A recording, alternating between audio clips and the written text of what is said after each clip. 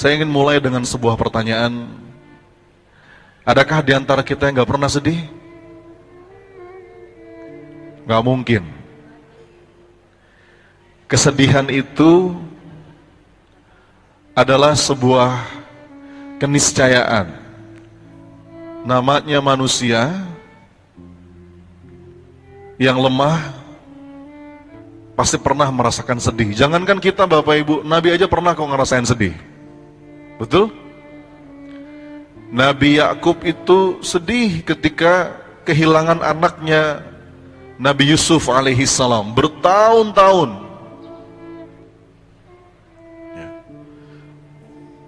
Rasulullah Muhammad bahkan dalam perjalanan kisah hidupnya sampai-sampai ada masa-masa yang disebut oleh para ulama dengan tahun kesedihan atau Amul Huzn, tahun kesedihan, karena pada tahun itu terjadi peristiwa yang bertubi-tubi yang membuat Rasulullah itu merasakan kesedihan yang begitu dalam. Ditinggal wafat oleh istri tercinta Ibunda Khadijah binti Khuwailid Al-Kubra, ditinggal wafat oleh pamannya Abu Thalib bahkan dalam keadaan belum beriman, berdakwah disakiti oleh manusia. Jadi jangankan kita Bapak Ibu, orang-orang soleh terdahulu, para kekasih Allah yang punya kedudukan mulia di sisi Robnya itu juga pernah merasakan yang namanya kesedihan. Al-huznu wal jazu, pernah merasakan yang namanya patah hati, pernah merasakan yang namanya kekecewaan, pernah merasakan yang namanya duka, sadness. Kita perlu mulai dulu dari sini. Dan sebetulnya Bapak Ibu, kesedihan itu kalau kita sikapi dengan tepat dan dosisnya juga tepat, dampaknya positif. Jadi kalau kita ngomongin kesedihan, kalau kita ngomongin patah hati, dalam porsi yang pas, itu bagus. Perlu kita 1-2 momen dalam hidup itu merasakan patah hati. Kalau kalimat dari Maulana Rumi, beliau bilang begini, you have to keep breaking your heart until it opens. Coba diulangi Bu.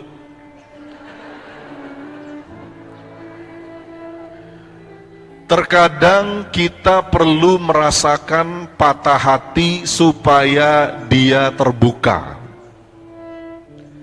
Jadi ketika hati kita patah, Bapak Ibu, dari celah-celah patahan hati itu ada cahaya hidayah yang masuk, yang dengannya kita sadar, yang dengannya kita menemukan hakikat kehidupan. Mungkin dari patah hati itu kita belajar, oh iya ya, ternyata gini ya, sakitnya berharap kepada manusia. Sudahlah, mulai sekarang saya kapok berharap lagi kepada manusia. Saya pengen berharap kepada Allah saja. Jadi bagus nggak? Jadi bagus. Bahkan kalau kata Sayyidina Ali, aku sudah pernah merasakan semua kepahitan hidup, tapi tidak ada yang lebih pahit dari pahitnya berharap kepada manusia. Kadang-kadang patah hati itu memberikan kita pelajaran yang sangat penting. Orang itu baru sadar kalau dia udah mentok. Orang itu baru sadar kalau hatinya udah patah. Jadi kalau sikap kita, kalau respon kita tepat, justru kalau lagi patah hati, kalau lagi sedih, itu mestinya mengantarkan kita kepada sang pemilik hati, Allah Azza wa Jalla. Karena yang bisa menyembuhkan hati hanya Dia. Termasuk kalau kita ngedidik anak nih Bapak Ibu, dalam ilmu parenting, nggak bagus kalau kita terus memanjakan anak. Apa yang dia mau, kita turutin terus. Dimanja secara berlebihan. Sampai-sampai anak itu nggak pernah ngerasain susah. Anak itu nggak pernah ngerasain kecewa. Itu anak-anak yang model seperti itu, mentalnya rapuh. Justru kalau kita lihat Bapak Ibu, tokoh-tokoh hebat sepanjang sejarah, termasuk Rasulullah Muhammad SAW, bisa menjadi manusia terbaik itu diantaranya memang proses tarbiyah yang Allah berikan. Bahkan dari kecil dia udah merasakan banyak luka. Betul Bu? Apa lukanya Rasulullah? Bahkan masih dalam kandungan ayahnya udah meninggal gitu ya. Ada hikmah besar di balik ini semua. Begitu lahir masih kecil ditinggal sama ibunya, diurus sama kakeknya. Sekian waktu kakeknya juga meninggal, diurus sama pamannya. Ada banyak sekali luka-luka yang Rasulullah rasakan, kesedihan demi kesedihan yang Rasulullah rasakan bahkan dari kecil. Tapi itu membentuk pribadinya agar punya mental yang tough, mental yang kuat. Jadi kadang-kadang ayah bunda, ini disclaimer awal dulu nih perlu saya sampaikan. Kita perlu ngerasain patah hati supaya kita belajar. Makanya ada pepatah yang mengatakan itu kan, salah satu orang yang paling susah dinasihati adalah ketika sedang jatuh cinta, katanya gitu. Kalau lagi jatuh cinta Bapak Ibu, itu mau kita nasihatin kayak gimana pun, dengar gak dia? Dia baru sadar ketika kapan? Ketika patah hatinya. Ya. Kadang-kadang kita perlu bikin anak itu ngerasa nggak dapat apa yang dia inginkan, supaya dia belajar. Bahkan anak itu perlu ngerasain konflik. Dari konflik itu kita menemukan banyak hikmah dan hakikat kehidupan. Poin saya, kesedihan, patah hati dalam dosis yang tepat itu bagus. Ya. Bahkan kata salah seorang ulama, Allah itu dekat dengan hamba-hamba yang sedang patah hatinya. Ya. Karena biasanya orang kalau lagi patah hati itu Bu ya, ini kalau imannya bagus, kalau fondasi ilmu agamanya bagus, biasanya kalau kita patah hati, kita pergi kemana? Kita pergi ke Allah. Sujud jadi lebih bisa kita hayati. Doa, munajat jadi lebih mesra. Kalau dibikin hidup ini terang terus, nggak pernah kita ngerasain gelap, itu bisa-bisa mati hati kita. Maka di antara hikmah Allah pergilirkan episode kehidupan. Watilkal ayyamu nudawiluha bainan nas. Allah pergilirkan hari-hari di antara manusia. Gak mungkin kita di atas terus, ada kalanya kita jatuh terperosok ke bawah. Betul? Gak mungkin kita punya uang terus, ada kalanya kita gak punya uang. Betul Bu? Sering. Gak usah curhat gitu dong. Gak mungkin orang muji-muji kita terus, ada kalanya kita dihujat, dicaci. Gak mungkin kita dideketin terus, ada kalanya orang menjauh dari kita.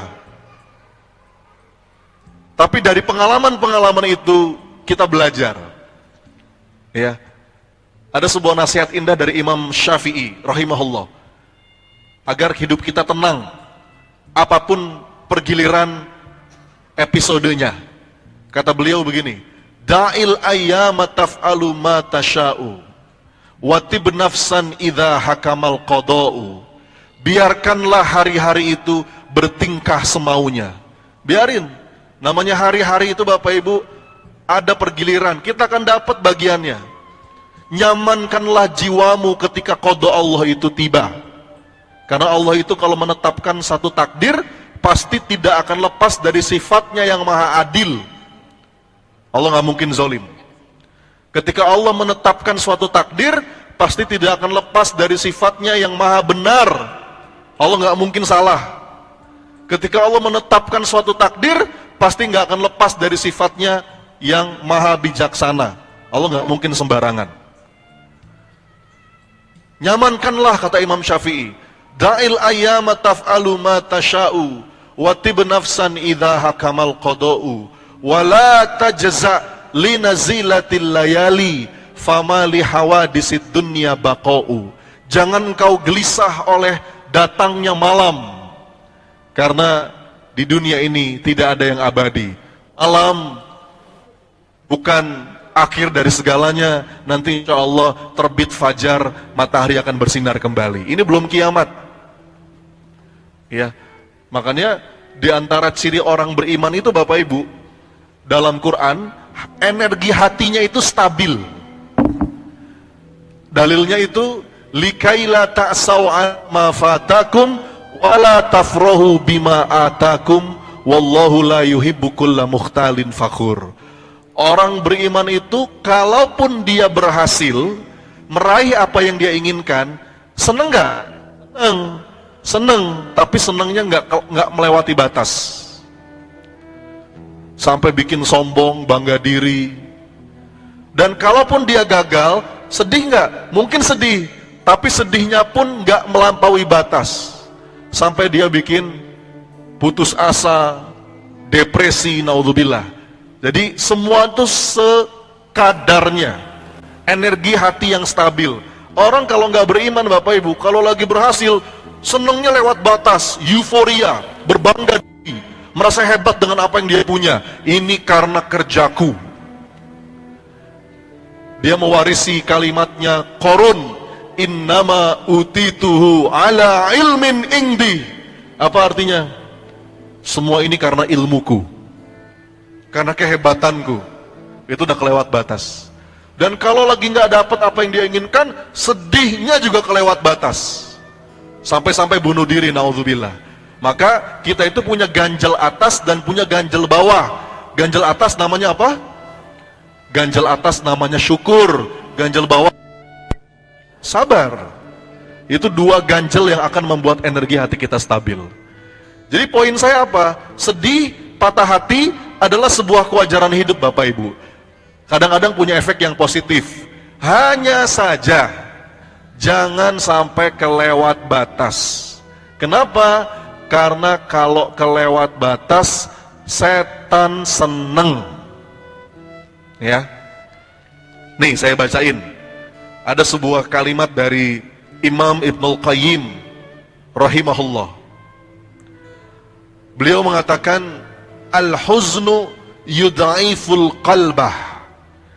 Kesedihan itu melemahkan hati. Wa yuhinul azma, melemaskan tekad kebaikan. Wa yudirul iradata, dan membahayakan kemauan berbuat baik. Tuh, Bu. Orang itu kalau lagi sedih, pasti lemah hatinya, lemes tekadnya, dan dia nggak mau, nggak kehilangan tekad untuk berbuat baik. Betul nggak? Orang kalau lagi sedih kan bawaannya mager, Bapak Ibu. Betul? Tahu mager? Mager apa mager? Orang kalau lagi sedih kan bawaannya mager gitu ya. Ada nggak di sini yang lagi sedih cuci piring? Di sini ada nggak yang sedih beres-beres dapur gitu? Ngosrek kamar mandi gitu, Bu?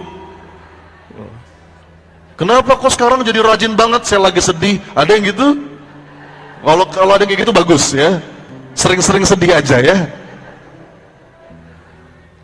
Tapi kalau kita ngelakuin itu dalam rangka menyibukkan diri agar nggak berlarut-larut, itu nggak apa-apa. Cuma maksud saya, secara psikologis, orang itu kalau lagi sedih, dia kehilangan energi. Betul? Jadi malas ngapa-ngapain. Nanti fatalnya Bapak Ibu, apa kondisi yang paling fatal? Dia mengutuk takdir, naudzubillah. Dia marah, dia nggak ridho sama takdir ketetapan Allah. Udah, kalau sudah sampai situ, setan menang udah. Makanya kalimat selanjutnya kata Imam Ibnul Qayyim, la syai'a ahabbu ila syaitani min huznil mu'min. Tidak ada sesuatu yang lebih disenangi oleh setan melebihi kesedihan orang-orang yang beriman. Lihat Bapak Ibu. Jadi udah tahu, Kalau pengen di like sama setan gampang. Gimana caranya? Sedih aja, sedih. Murung, banget gitu ya. Bangun tidur tuh ditekuk mukanya. Seakan-akan nggak bisa melihat ada begitu banyak karunia indah dari Allah. Nah, inilah urgensinya. Kenapa pagi hari ini kita bahas la tahzan? Apa judul kita pagi ini? Apa artinya la tahzan? Itu sebetulnya kalimat dari Nabi SAW yang Allah abadikan dalam Quran surat At-Taubah ayat ke-40. Ya, tahu kisahnya ya? Kisah tentang apa itu? At-Taubah ayat 40 itu kisah tentang proses hijrahnya Rasulullah dari Mekah menuju Madinah bersama siapa? Sahabat mulia. Halo? Abu Bakar As-Siddiq radhiyallahu anhu. Dan Rasulullah itu Bapak Ibu berhijrah, ngajak sahabat Abu Bakar, lalu kemudian dikejar oleh musyrikin Quraisy, gitu kan? Nah, supaya nggak dikejar, Rasulullah berstrategi. Nah, ini penting nih, ini ilmu buat kita. Kita memang perlu mengandalkan pertolongan Allah, tapi bukan berarti kita tidak berikhtiar, kan gitu ya? Rasulullah itu sangat yakin Allah akan menolongnya, tapi bukan berarti Rasulullah mengabaikan syariat untuk berikhtiar. Rasul itu Bapak Ibu ketika hijrah dari Mekah ke Madinah lewat jalan yang berbeda supaya nggak ketahuan, naik ke atas gunung namanya Jabal Thur. Kalau Bapak Ibu pernah umroh atau haji pasti pernah ke sana. Diajak ketika city tour, minimal lihat dari bawah. Itu gunungnya sangat tinggi. Di atas gunung itu ada gua namanya Gua Thur. Rasulullah itu bersembunyi di sana selama beberapa hari sama sahabat mulia Abu Bakar As-Siddiq. Ya, kemudian dibantu juga oleh anak-anaknya Abu Bakar. Ada Abdullah bin Abu Bakar yang menggembala domba supaya jejak Rasulullah itu nggak ketahuan. Ada Asma binti Abu Bakar yang juga naik ke atas untuk membawakan makanan untuk ayahnya dan untuk Rasulullah.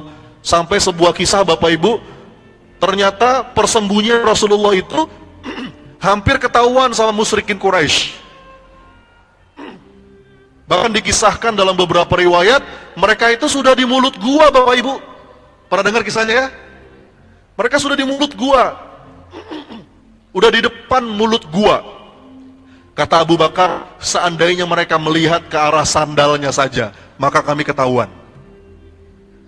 Dan dikisahkan ketika itu Bapak Ibu, ya singkat ceritanya ya, Abu Bakar itu panik, tegang, cemas, sampai meneteskan air mata. Mohon maaf, Sayyidina Abu Bakar bukan orang yang pengecut. Sayyidina Abu Bakar bukan takut terjadi apa-apa dengan dirinya, bukan. Tapi apa yang dia takutin? Dia takut kekasihnya, sahabatnya Rasulullah Sallallahu Alaihi Wasallam itu kenapa-kenapa. Maka kelihatan Abu Bakar cemas, kelihatan Abu Bakar panik, kelihatan Abu Bakar itu meneteskan air mata. Allah melihat gesturnya Abu Bakar. Wah, perkataan yang sangat indah. Apa kata Nabi? La tahzan, innallaha ma'ana.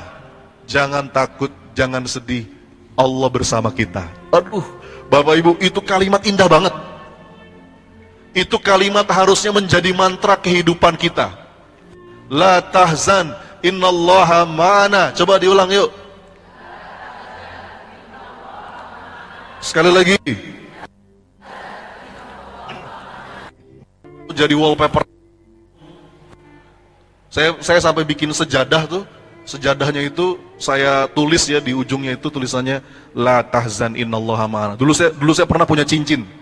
Cincinnya saya tulis la tahzan. Jadi kalau lagi mulai galau, mulai sedih, mulai gundah, mulai gelisah, saya baca la tahzan innallaha ma'ana. Itu mantra kehidupan. Dan memang semestinya Bapak Ibu, hati itu menjadi tenang kalau kita sadar Allah bersama kita. Gini, saya kasih analogi ya Bapak Ibu.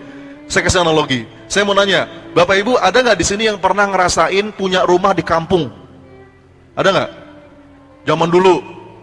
Dulu saya tinggal waktu kecil di kampung Bapak Ibu. Kalau rumah di kampung itu kan kamar mandi sama ruang utama jauh, betul nggak? Ada yang pernah ngalamin nggak? Kalau anak-anak zaman sekarang mungkin kurang relate ini ya. Tapi kalau orang-orang zaman dulu tuh gitu tuh. Kamar mandi sama rumah terpisah, betul ya?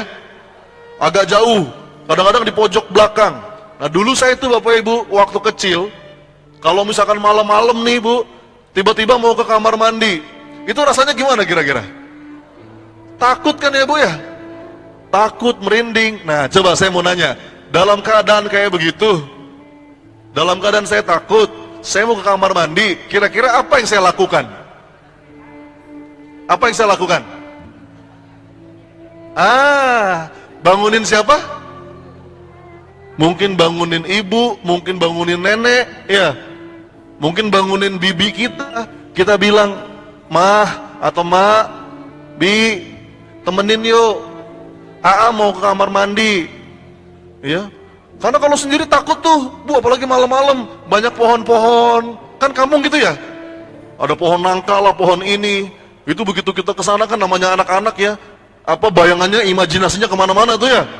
Wah nanti di atas ada apa putih-putih gitu kan. Ada suara apa, suara. Kita bangunin ibu kita bangunin nenek kita. Nek, temenin yuk mau ke kamar mandi. Oh iya, ditemenin kita tuh sampai kamar mandi. Pertanyaan saya, begitu ditemenin, hatinya gimana? Hatinya gimana? Tenang, hatinya nyaman. Nah saya mau nanya sekarang.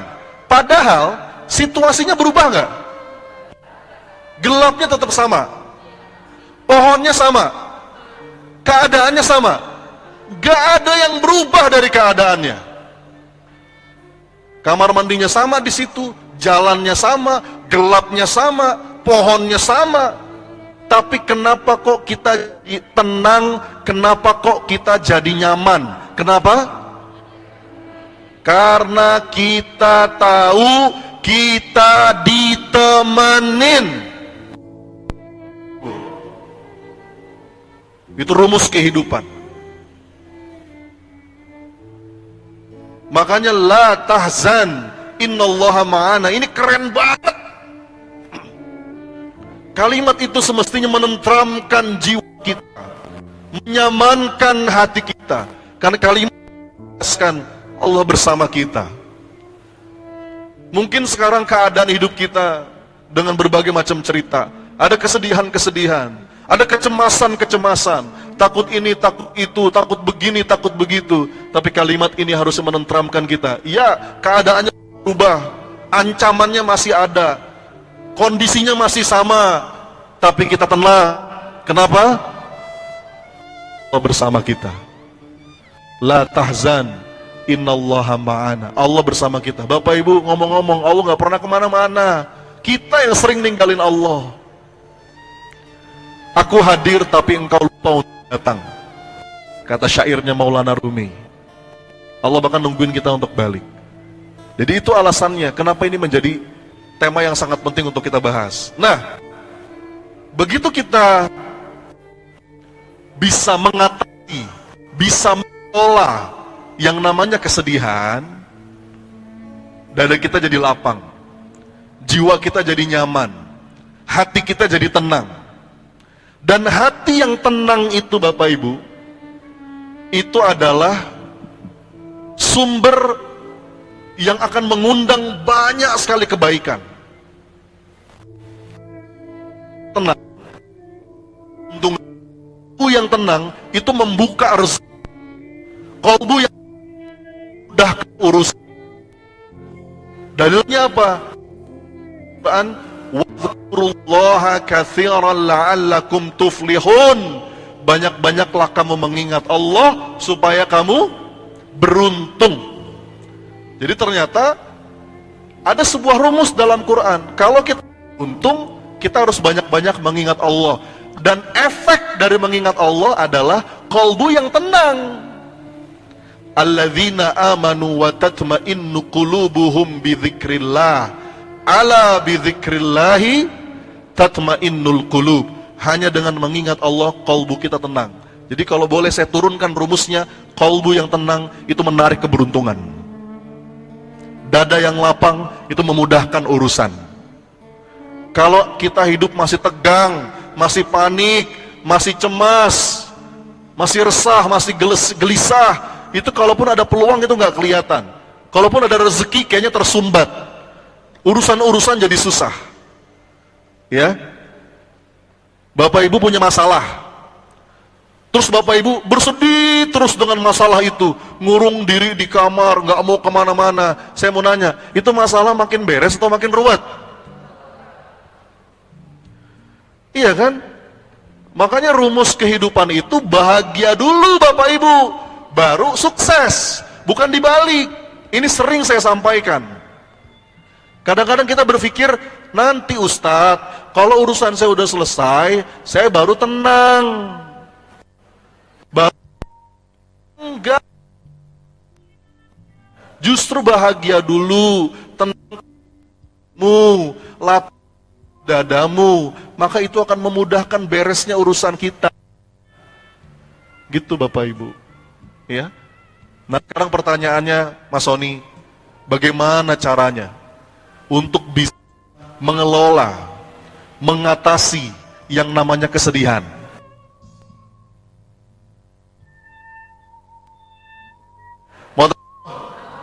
Semangat Allah, jamaah sekalian, rumus ini kepake seumur hidup. Saya akan membahas ini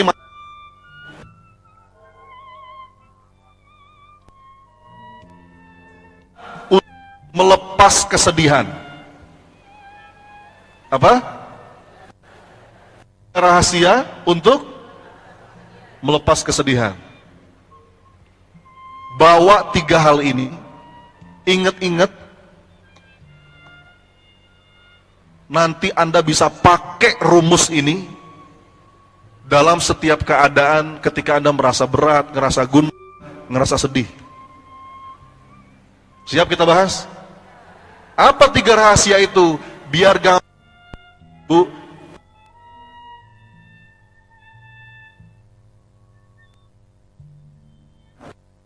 Ingat ya, rumusnya 3M.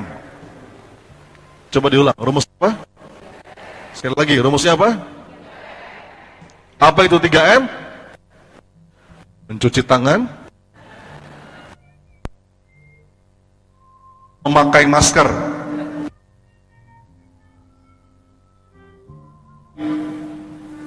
Tiga M ini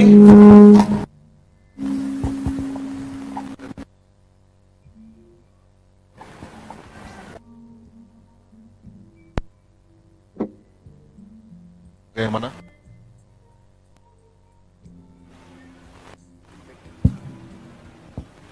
Cek, cek. Bagus yang mana? Bagus.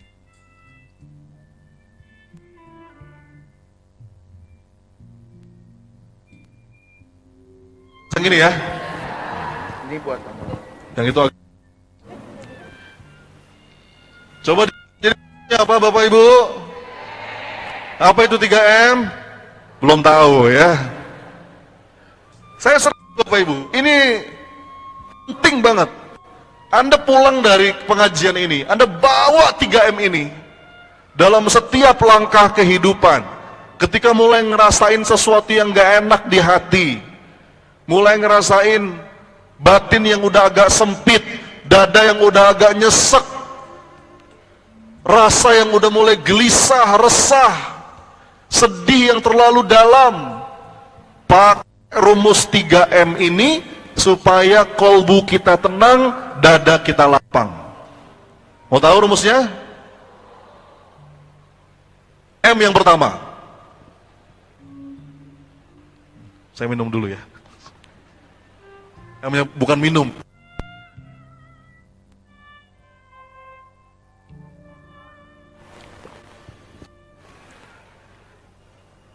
Kaidah pertama, rumus pertama untuk melepas kesedihan itu adalah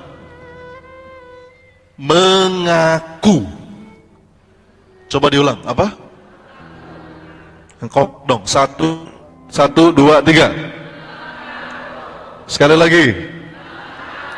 Sekali lagi. Mengaku. Hah? Apa? Apa? Jangan, bukan. Jadi Bapak Ibu, teman-teman sekalian, Anda kalau belajar cukup banyak ilmu kejiwaan manusia, Anda bahkan mungkin di sini ada Bapak Ibu yang kuliah psikologi, belajar tentang ilmu emosi. Pintu gerbang paling awal untuk bisa mengendalikan dan menguasai apa yang kita rasa itu adalah akui. Dan akui rasa itu. Nah sekarang apa yang diakui? Mengakui ini Bapak Ibu, ini dibagi 3 lagi nih. Ini baru M yang pertama ya. Apa tadi M yang pertama? Nah, mengaku ini dibagi 3. Yang pertama, mengaku apa? Yang pertama, mengakui rasa. Apa Bu? Akui itu. Anda mengenali apa yang Anda rasa, dan Anda mau mengakuinya. Ini penting. Jadi kalau Anda lagi sedih misalkan, akui itu. Ya Allah, aku sedih. Ya Allah, aku takut. Ya Allah, aku cemas. Ngaku ini Bapak Ibu pintu gerbang. Beberapa orang itu nggak mau ngaku, tapi dia malah menyangkal. Menyangkal tuh gimana? Menyangkal tuh gini. Kamu kenapa? Aku nggak apa-apa. Kamu kenapa? Enggak, aku nggak apa-apa.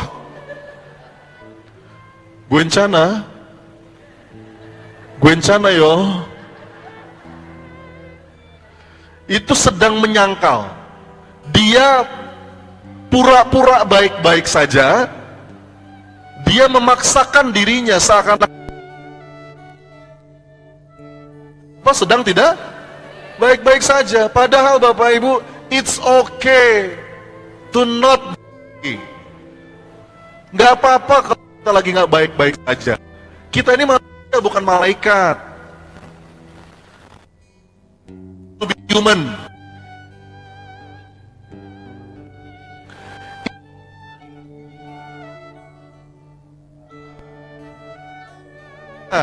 Yang kadang akui itu, ya Allah, ya aku sedih, ya Allah aku lemah. Apa akan melapangkan? Ketika Anda mau mengakui, mau ngaku, Bapak Ibu, mengakui apa yang Anda rasa, itu bisa menjadi obat. Wah, P3K. Apa P3K? Pertolongan pertama pada kesedihan, pertolongan pertama pada kegelisahan, pertama pada kecemasan. Jadi M yang pertama itu ngaku aja. Tadi tuh kayak Nabi Yakub, dia sedih,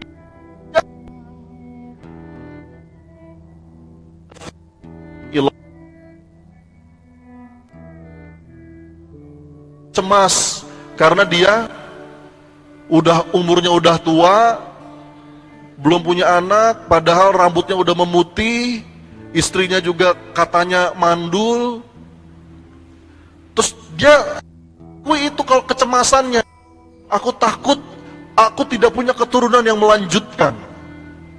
Jadi ngaku itu penting Bapak Ibu.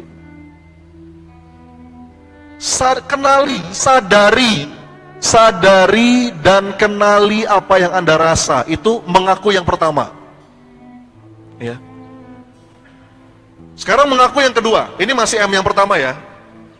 M yang pertama dibagi 3. Tadi mengaku yang pertama apa? Mengaku rasa. Yang kedua sekarang. Coba saya mau nanya. Kira-kira setelah mengakui rasa, yang kedua, mengakui apa lagi? Supaya dada kita lapang dari segala kesedihan. Ngaku apa lagi? Kesalahan? Ada punya pendapat lain? Jawaban Anda sudah saya tebak. Karena saya itu kalau ngebahas ini, ketika saya tanya, Bapak Ibu, kira-kira kalau sedang sedih, setelah kita mengaku rasa, Yang kedua, ngaku apa lagi? Hampir semua ngejawab, ngaku salah mas, ngaku dosa mas. Itu betul, tapi itu nomor 3. Ada yang perlu kita akui terlebih dahulu sebelum kita ngaku salah. Ngaku apa coba? Kekurangan bukan? Hah? Kelemahan bukan? Kodenya itu ada dalam doa Sayyidul Istighfar. Coba teman-teman cek urutan dalam doa Sayyidul Istighfar. Kira-kira sebelum ngaku dosa, itu ngaku apa dulu? Coba ya kita baca ya, hafal semua kan? Coba gimana doa Sayyidul Istighfar? Ini hafal nggak Bapak Ibu?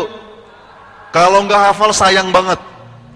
Saya sarankan ibu-ibu, bapak sekalian, hafalin. Kalau nggak hafal sayang banget. Ini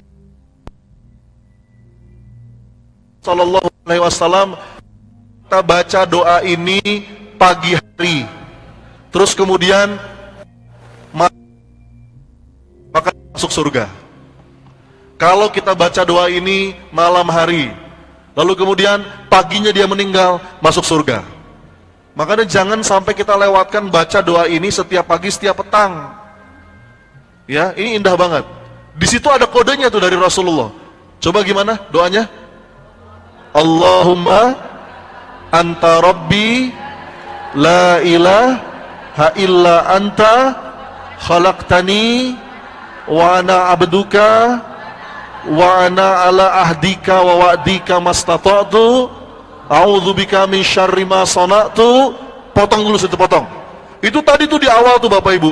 Itu di awal isinya ngaku kita hamba, betul ya? Ngaku kita lemah, ngaku kehinaan diri kita, kelemahan diri kita. Ya Allah, engkau Rabb hamba aku, ciptaanmu. Ya. Nah, setelah kalimat itu, lihat berikutnya apa? Abu ulaka, itu dia.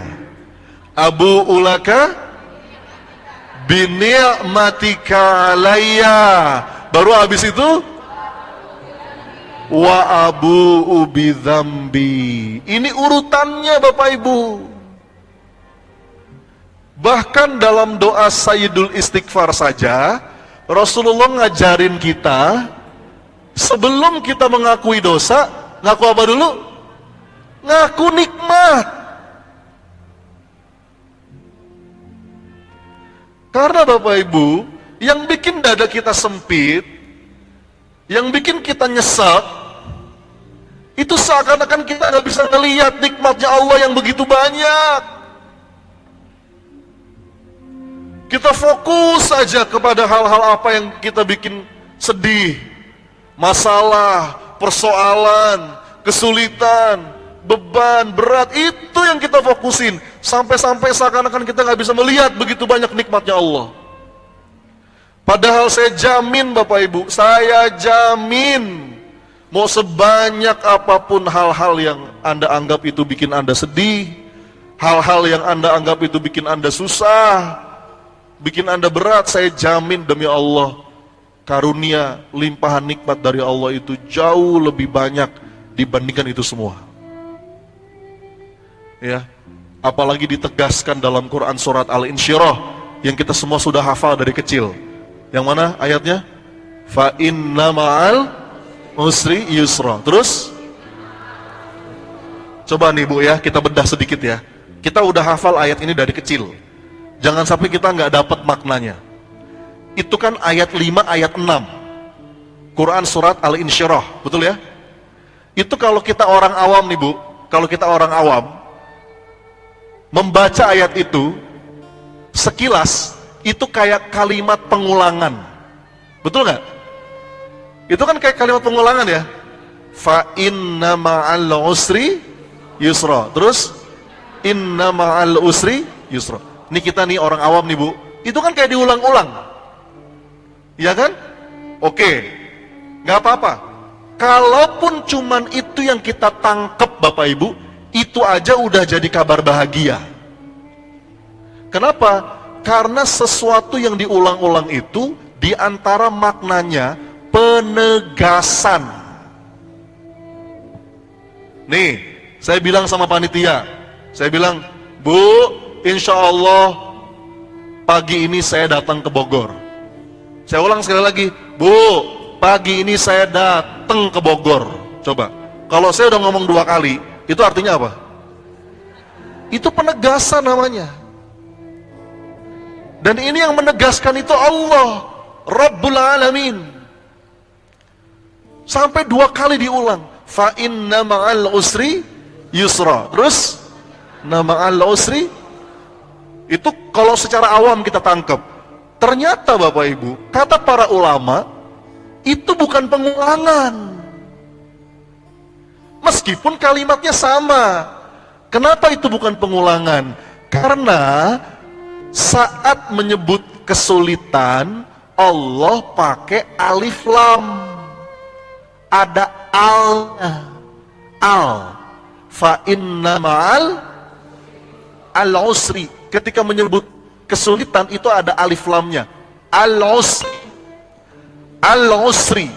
Kalau ada alif lamnya, Bu, menurut para pakar bahasa Arab Quran, itu artinya ma'rifah, sesuatu yang definitif, sesuatu yang jelas, yang bisa ditunjuk barangnya.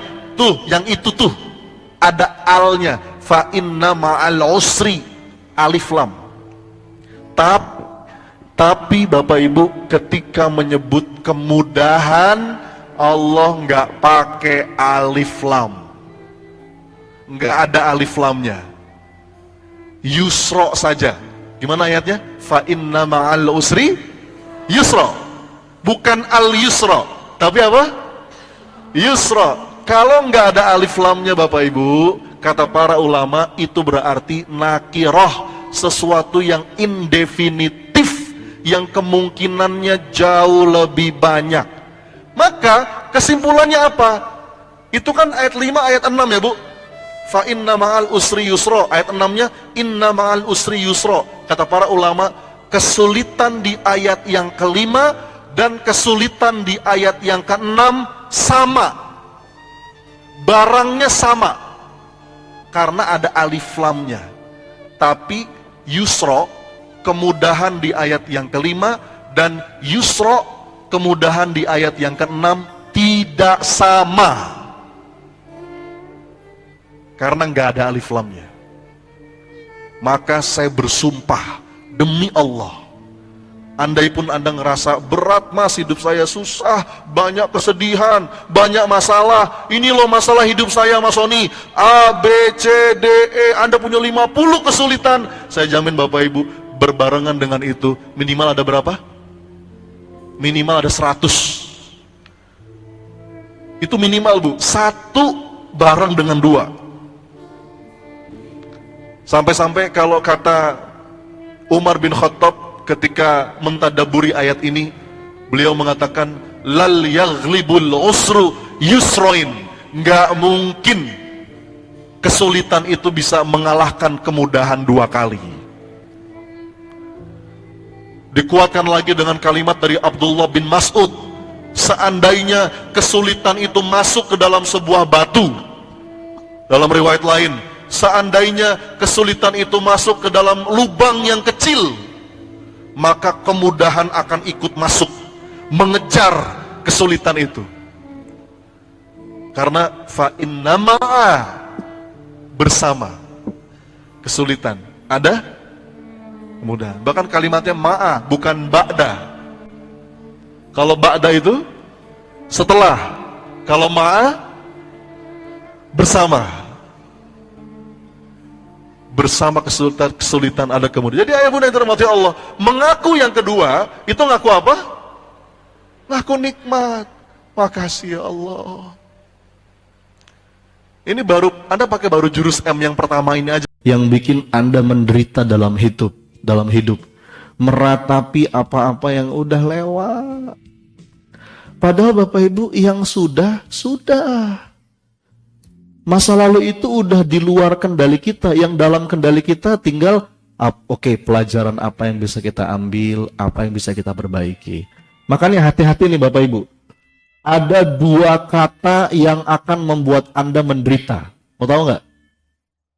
2 kata itu adalah Seandainya saja. Coba diulang. Sekali lagi. Nah, Anda kalau masih suka ngomong dua kata itu, saya pastikan hidup Anda penuh penderitaan. Seandainya saja. Bahkan kata Rasulullah, Bapak Ibu, dalam urusan takdir kita nggak boleh ngomong seandainya saja, karena itu pintu masuknya setan. Ini hadis sahih. Ya. Jangankan untuk urusan yang gede-gede, Bu. Untuk urusan yang kecil aja kita nggak boleh. Contoh, Bapak Ibu lagi jalan, naik mobil, naik motor. Ada dua pilihan arah. Belok kanan, belok kiri. Ya kan? Terus pilih kan? Belok kanan. Begitu belok kanan, macet. Ngomong gimana kita? Seandainya saja tadi belok kiri. Itu nggak boleh, Bu. Dosa itu. Serius saya. Itu kata Nabi, pintu masuknya setan. Kalau mau putar balik aja nggak apa-apa. Tapi nggak usah ngomong seadanya. Katakan qadarullah wa ma syaa. Sudah, ini sudah terjadi. Tinggal ambil pelajaran. Oke, berarti besok-besok kalau lewat sini jam segini kayaknya lebih bagus kiri. Udah. Yang kecil aja nggak boleh, Bu. Apalagi yang gede. Yang gede itu gimana? Ibu-ibu lagi malam-malam gitu ya, sebelum tidur bengong di atas kasur. Seandainya saja suamiku bukan yang itu. Hidupku tak akan seperti ini. Udah punya cucu ngomong gitu.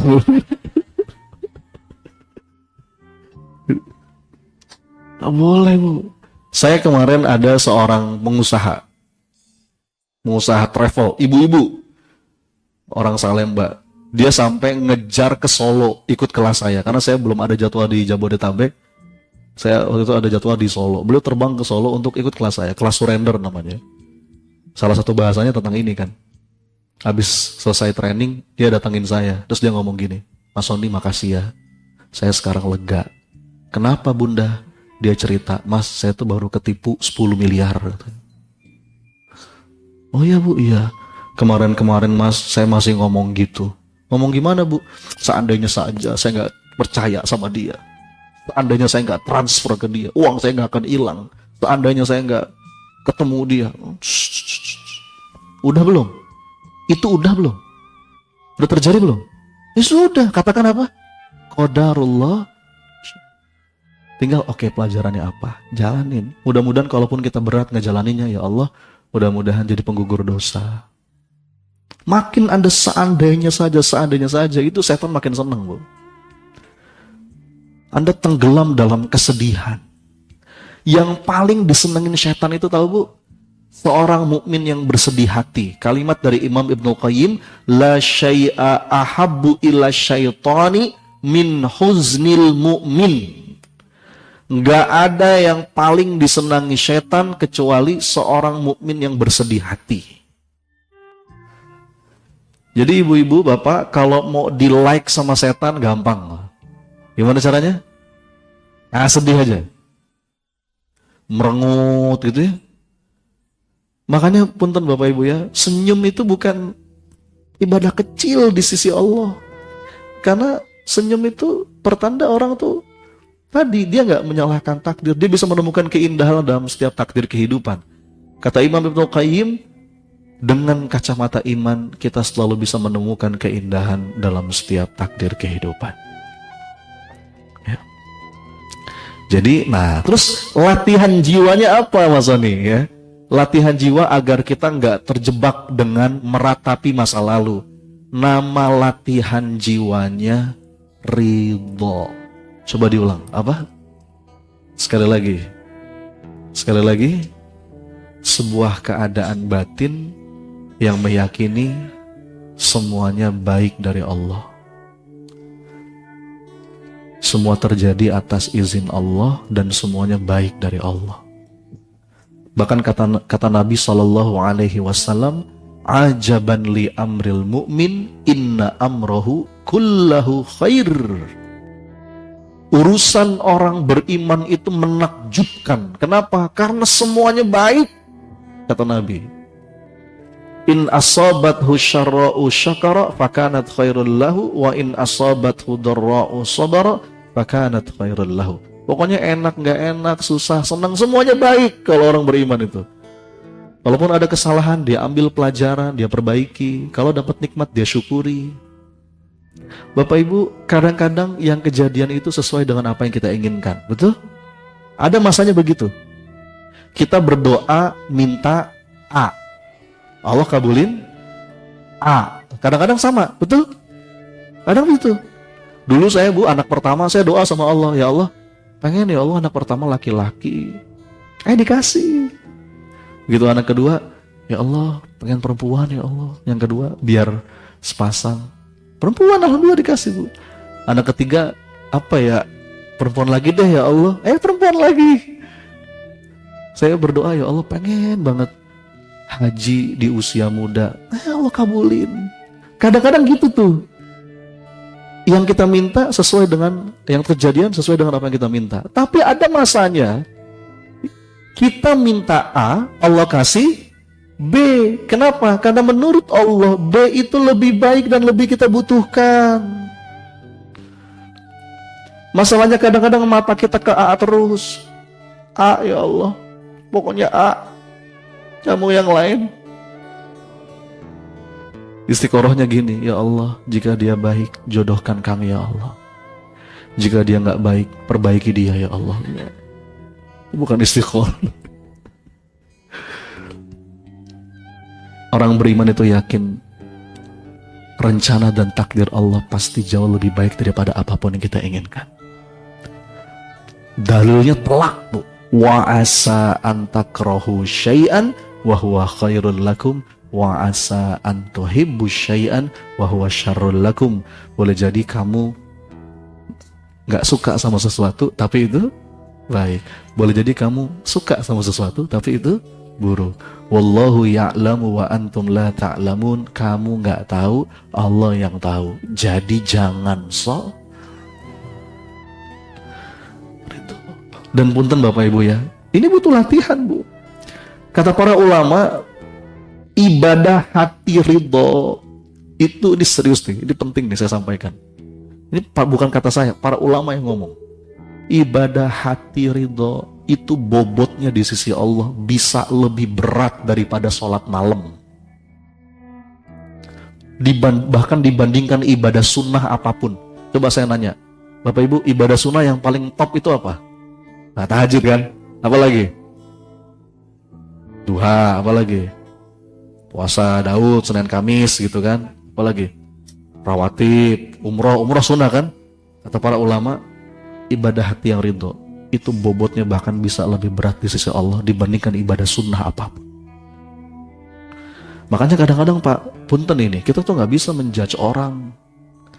Ada orang yang nampaknya nggak soleh-soleh amat gitu ya, biasa aja ibadahnya, yang wajib aja palingan gitu, yang sunnah ya standar lah gitu, nggak soleh-soleh amat.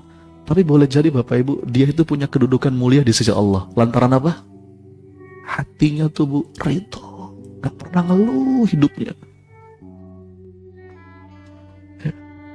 Gede itu nilainya di sisi Allah. Ya. Bangun tidur tuh, ya Allah, alhamdulillah. Makanya salah satu doa yang dicintai oleh Allah itu, yang itu tuh, yang setiap pagi petang kita baca. Yang mana?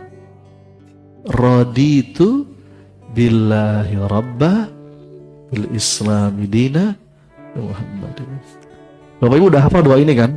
Dari TK kan? Kita bukan anak TK kan? Kalau bukan anak TK, jangan cuma hafal, hayati. Ibu TK berapa sekarang? Hayat. Nih, raditu billahi rabba itu artinya apa?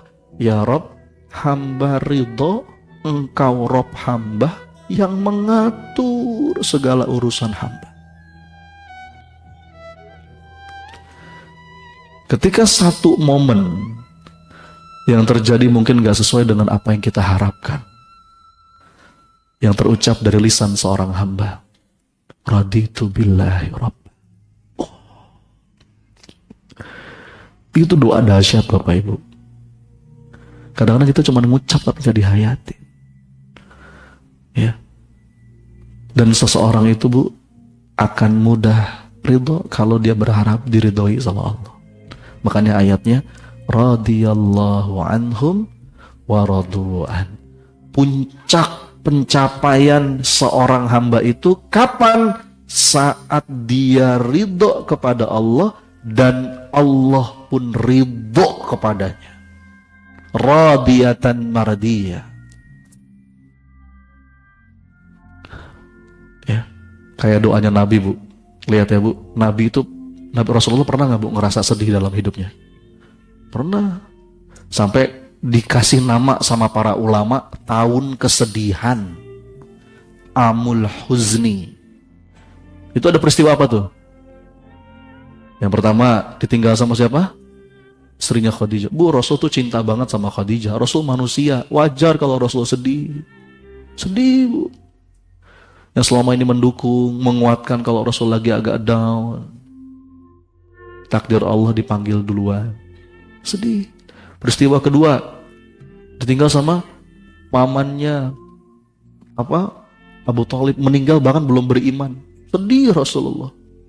Hidayah di tangan Allah, tapi Rasul sedih gitu. Terus di tahun yang sama Rasul berdakwah ke Taif, dilempari batu berdarah-darah. Aduh, perih Bu. Kita dilempari komentar netizen aja sakit ya Bu.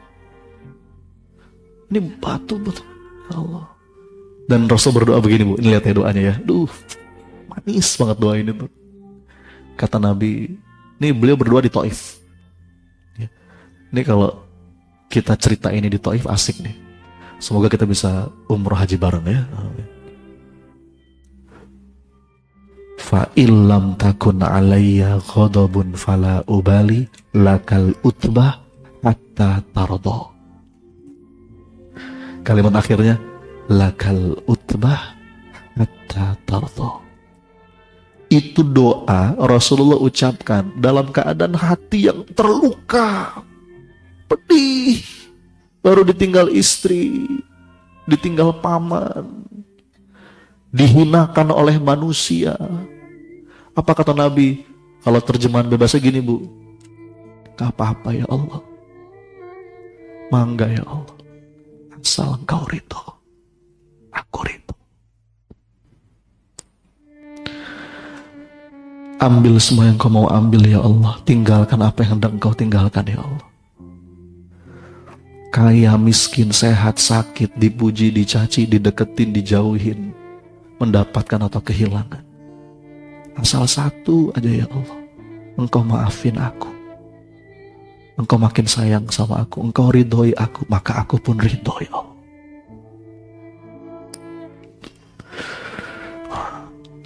Kalau kata guru saya, Son, kalau kamu terus latihan sampai satu titik kamu punya hati yang kayak begitu, kamu akan jadi manusia segala musim. Kata beliau, man for all season, manusia segala musim. Mau musim hujan, musim panas, musim dingin, musim duren, musim rambutan. Bebas ya Allah. Karena hidup itu gak mungkin Bu, kecuali pas digilir. Watil kal ayyamu nudawiluha bainan nas. Ada kalanya kita di atas, ada kalanya kita terperosok jatuh ke bawah, betul? Ada kalanya kita banyak uang, ada kalanya kita gak punya uang sama sekali. Ada kalanya orang mendekat, ada kalanya orang menjauh. Ada kalanya orang muji-muji kita, ada kalanya orang mencaci kita. Ada kalanya menang, ada kalanya kalah. Ada kalanya kita tertawa bahagia, ada kalanya kita nangis pilu. Wa tilkal ayyamu nudawiluha bainan nas. Dan bagi orang yang tadi punya mental seperti tadi, bebas ya Allah. Apapun musim kehidupan, asal Engkau bersamaku, aku gak apa-apa. Aku rapopo. Aku baik-baik saja ya Allah, asal Engkau ridho padaku. Satu. Tadi apa yang pertama? Apa sebab sempit dada yang pertama apa tadi? Meratapi masa lalu. Latihan jiwanya apa namanya? Nah, gimana konkretnya? Tadi tuh Bu, mulai sekarang. Ini kan zikir pagi petang nih. Ya, mulai sekarang ketika Anda baca doa yang tadi itu dihayati. Doa yang mana? Raditu billahi rabba wabil. Itu latihannya tuh. Sebetulnya zikir-zikir yang kita baca pagi, petang itu latihan jiwa semua. Cuman kadang-kadang kita cuman di lisan, nggak betul-betul kita jiwai. Meskipun itu udah bagus ya. Jangan bilang itu nggak, itu udah bagus. Ya, kalau kata ada salah seorang yang bertanya kepada Imam Ghazali, dia bilang, wahai Imam, aku nih gimana ya? Aku tuh zikir sih, tapi hatiku lalai. Kata Imam Ghazali, nggak apa-apa, teruskan. Lebih baik hatimu lalai dalam keadaan berzikir daripada dalam keadaan yang lain. Jadi meskipun kita baca doang nggak pakai hati, itu udah bagus. Tapi kan kita pengen naik level, ya nggak? Kita bukan anak TK lagi, ya. Tadi kan saya tanya, ibu TK berapa? Ya. Kalau sudah seumur kita gini, hayati. Tiap pagi, tiap petang tuh, apapun yang terjadi, raditu billahi rabb wa bil islami dina wa bi Muhammadin sallallahu alaihi wasallam nabiyya wa rasulah. Ya. Apalagi kalau kita sering berdoa minta ridhonya Allah. Allahumma inni as'aluka ridhoka wal jannah. Terus wa'udzubika min sakhatika wan nar. Jadi lawannya ridho itu Bu, sakhot. Sakhot tuh marah, murka. Kan Allahumma inni as'aluka ridhoka wal jannah wa na'udzubika min sakhot. Sakhot tuh lawannya ridho, marah, murka terhadap keadaan.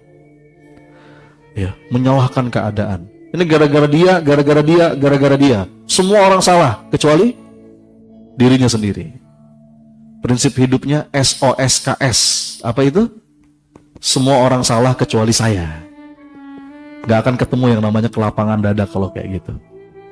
Justru lapang dada itu baru ketemu saat kita mau nunjuk diri sendiri. Kayak Nabi Adam, Rabbana zolamna anfusana. Atau Nabi Yunus, Subhanaka inni kuntu minadh-dhalimin. Tadi latihannya namanya latihan ridho. Gak apa-apa walaupun baru di mulut, tapi pelan-pelan masukin ke dalam hati. Respon pertama kita ketika ada sebuah keadaan yang itu mungkin gak sesuai harapan. Yang pertama, qadarullah wa masya'afa'al. Mungkin innalillah wa inna ilaihi raji'un. Habis itu, raditu billahi rabba wa bil islami dina wa bi Muhammadin sallallahu alaihi wasallam nabiyya wa rasul.